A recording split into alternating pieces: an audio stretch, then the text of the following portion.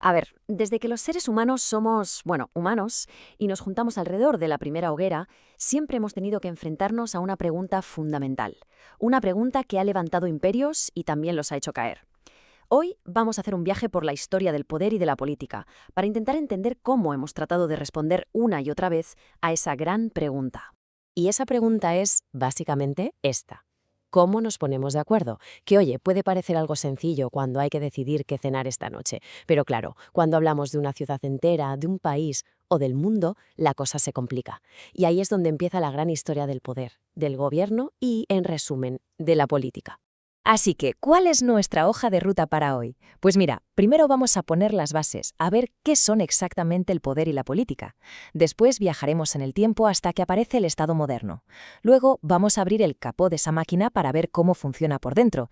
Y para terminar, veremos por qué a veces todo el sistema salta por los aires y cambia por completo.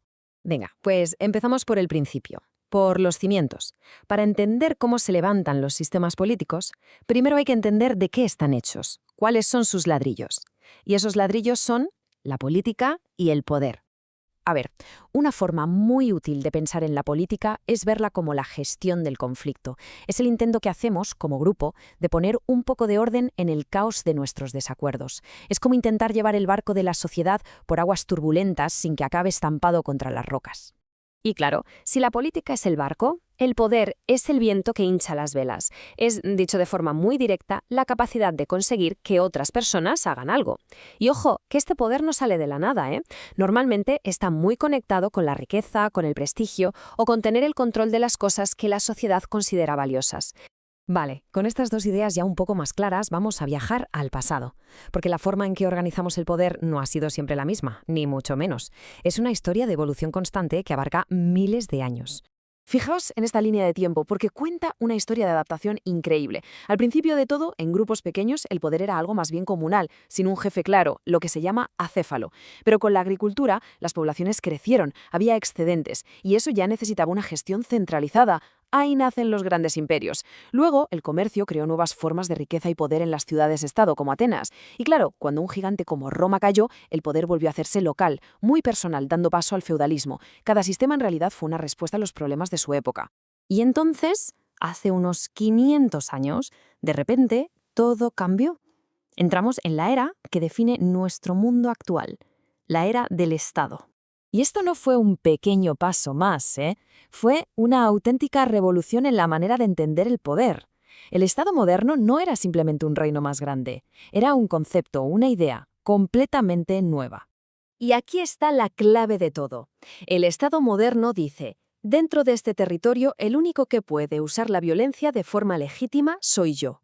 Se acabaron los señores feudales con sus ejércitos privados, ahora solo hay una autoridad, una ley y una fuerza para todo el mundo. Y súper importante, el poder ya no es de una persona como un rey, sino de una institución impersonal, el Estado. Es que el cambio fue brutal. Pasamos de un sistema que era un mosaico de poderes que se solapaban, el noble del castillo, la iglesia, el gremio de artesanos, a una estructura única, centralizada. La lealtad ya no era hacia una persona, sino hacia una idea abstracta, la nación, el Estado. Fue como cambiar por completo el sistema operativo de la sociedad. Bueno, ya hemos visto la historia, pero ¿cómo funciona esta máquina del Estado en el día a día? La ciencia política nos da un modelo bastante útil para entenderlo. Para pillarlo bien, podemos imaginar la política no tanto como un edificio, sino más como un sistema, casi como un circuito eléctrico. Un politólogo, David Easton, tuvo esta idea genial. Un sistema político es una especie de procesador. Coge todo el ruido de la sociedad, nuestras peticiones, nuestras quejas, nuestras esperanzas, y lo convierte en decisiones que son obligatorias para todos. A ver, sé que este esquema puede parecer un poco lioso al principio, pero en el fondo la idea es bastante intuitiva. Pensadlo como una máquina de entrada y salida, un input-output. La sociedad mete inputs, demandas, apoyos, quejas, y el sistema político los procesa para sacar outputs, leyes, políticas, acciones de gobierno. Vamos a despiezar esa máquina. Todo arranca con los inputs de la gente. Luego, la élite política, partidos, medios de comunicación, formula posibles respuestas a esas demandas. El gobierno toma una decisión formal. La administración, los funcionarios, la llevan a cabo. Y aquí viene lo más importante. Los resultados de esa acción generan nuevas reacciones en la sociedad, y el ciclo vuelve a empezar. Es un bucle que se retroalimenta constantemente. Por supuesto, no todos los sistemas políticos son iguales, ni mucho menos, y tampoco son para siempre. Hay de diferentes tipos y pueden cambiar, a veces de forma pacífica y otras veces no tanto. Aquí tenemos, digamos, los tres sabores principales de sistemas políticos. En un extremo, el totalitario, que lo que busca es rehacer la sociedad y a las personas desde cero, controlarlo absolutamente todo. En el medio, el autoritario, que en realidad solo quiere mantener el control y que las cosas no cambien, pero sin meterse hasta el fondo en la vida privada de la gente. Y por último, el democrático, cuyo objetivo teórico es canalizar lo que quiere la gente y convertirlo en gobierno. Pero la gran pregunta es, ¿por qué un país pasa de ser una cosa a ser otra? ¿Qué es lo que provoca el cambio político? Pues no todos los cambios son iguales. A veces simplemente cambiamos a los jugadores, a los que están arriba, como pasa en unas elecciones. Otras veces lo que cambiamos son las reglas del juego. Pero el cambio más gordo, el más drástico, es cuando se tira el tablero entero y se empieza de nuevo. Y eso puede pasar por una revolución, o simplemente porque el sistema se derrumba por su propio peso.